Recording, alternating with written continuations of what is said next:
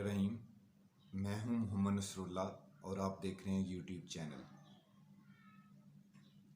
बुजुर्ग हुर्रियत रहनुमा सैयद अली गिलानी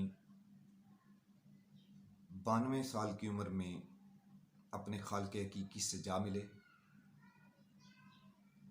वो अज़्म हिम्मत का जो अजीम पहाड़, जुर्रतमंदी की एक दास्तान,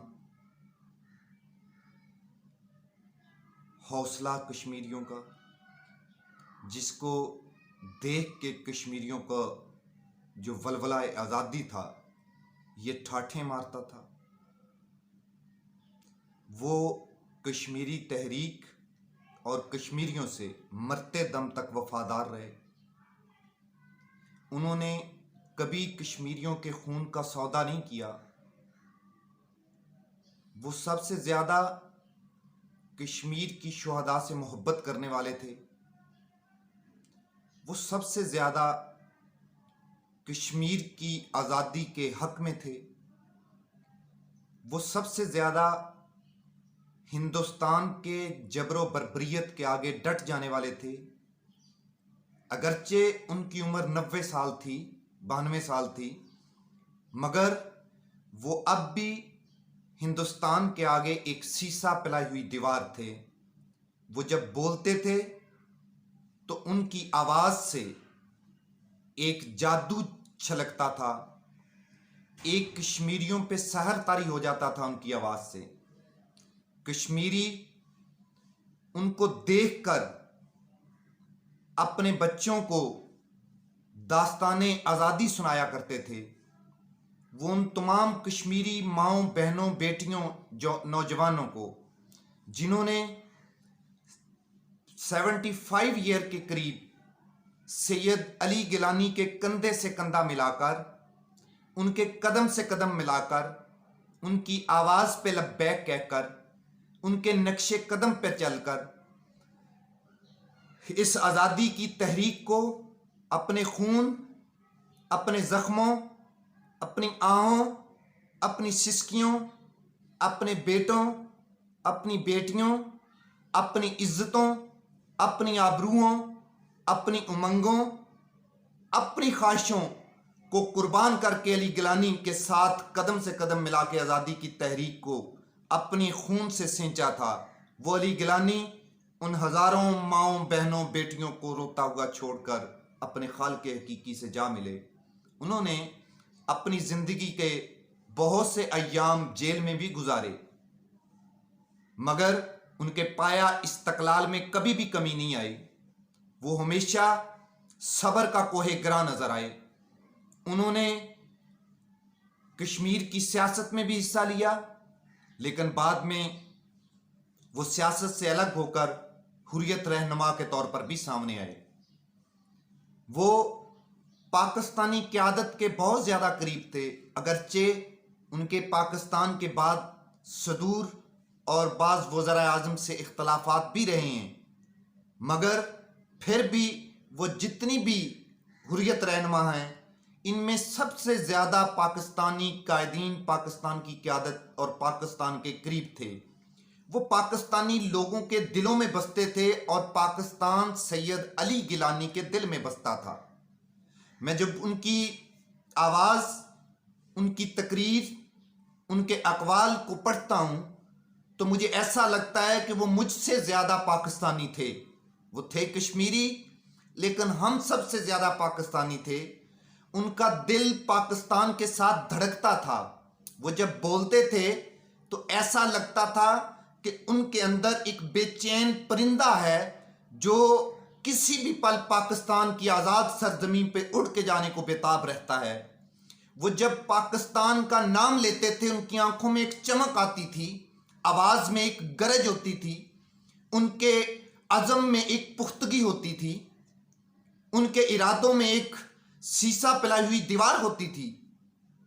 जब भी वो पाकिस्तान का नाम लेते थे, वो पाकिस्तानी परचम से पाकिस्तानियों से ज़्यादा मोहब्बत करते थे। जब मैं पाकिस्तानी कौम पाकिस्तान के सियासी कायदीन के हालात का तज्जिया करता हूँ या उनको एक नज़र पढ़ने की कोशिश करता हूँ, तो मुझे उन सब से ज़्यादा सैयद अली गिलानी जो हैं वो पाकिस्तानी नज़र आते हैं।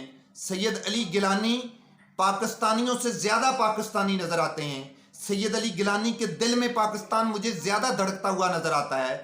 सैयद अली गिलानी की रूह में पाकिस्तान उतरा हुआ मुझे नज़र आता है।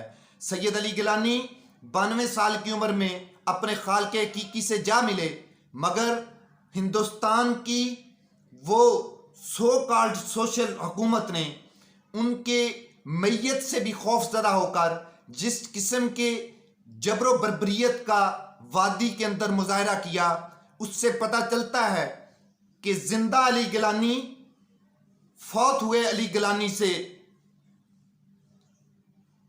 के मुकाबले में, अगर आप इसको यूं कह लें कि फौत हुआ अली गिलानी जिंदा अली गिलानी के मुकाबले में भी इंडिया के लिए एक दहशत की अलामत था, तो वो कल के मनाजर आप वादी के देख सकते हैं। उनकी वफात के साथ ही मसाजिद के अंदर, घरों के अंदर, पब्लिक प्लेसेस के अंदर जिस किस्म के लोगों के जज्बात देखने में आए, लोग जिस तरह धाड़े मार मार कर रो रहे थे, शायद उनके सर पे हाथ रखने वाला कोई बिछड़ गया हो।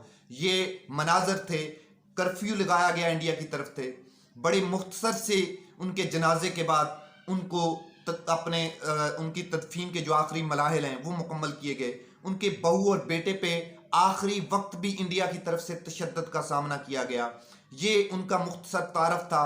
वो मुसन्नफ़ भी थे, वो अदीब भी थे, वो वाइज़ भी थे, वो मुबल्लिग़ भी थे, वो मुफस्सर भी थे, वो एक अच्छे मुसलमान भी थे। मगर उनका एक नारा जो है वो सारी जिंदगी कश्मीरियों के खून में गर्दिश बन के दौड़ता रहेगा। वो है, हाँ मैं पाकिस्तानी हूं और पाकिस्तान हमारा है।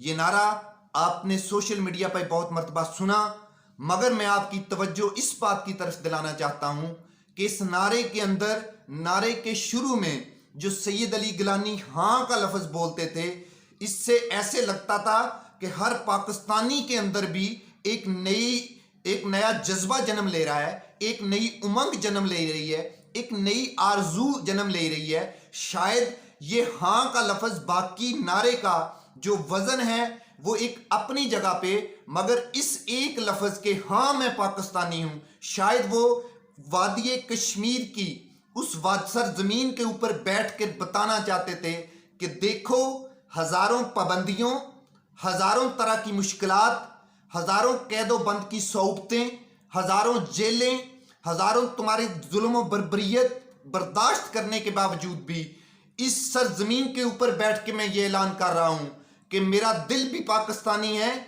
मेरी जान भी पाकिस्तानी है और पाकिस्तान मेरी रूह के अंदर बस चुका है। ये वो हाँ का जो वज़न है इस पूरे नारे से ज़्यादा है, इस पूरे नारे से ज़्यादा था।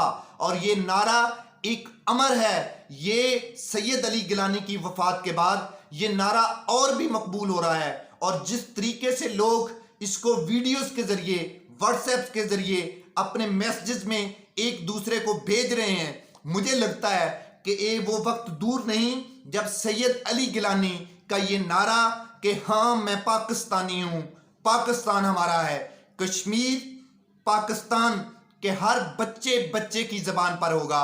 और मैं तो ये कहता हूँ कि जब एज ए पाकिस्तानी मैं ये नारा पढ़ता हूँ, गुनगुनाता हूँ, अपने मुंह से अदा करता हूँ, अपनी ज़बान से अदा करता हूँ, तो मेरे अंदर भी एक नया वलवला पैदा होता है कि हाँ मैं पाकिस्तानी हूँ, पाकिस्तान हमारा है।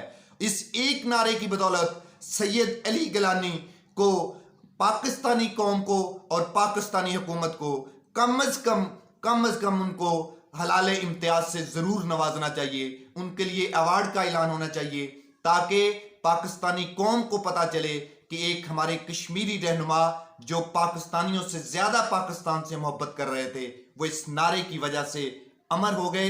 पाकिस्तानी कौम इसमें दिली अफसुर्दा है।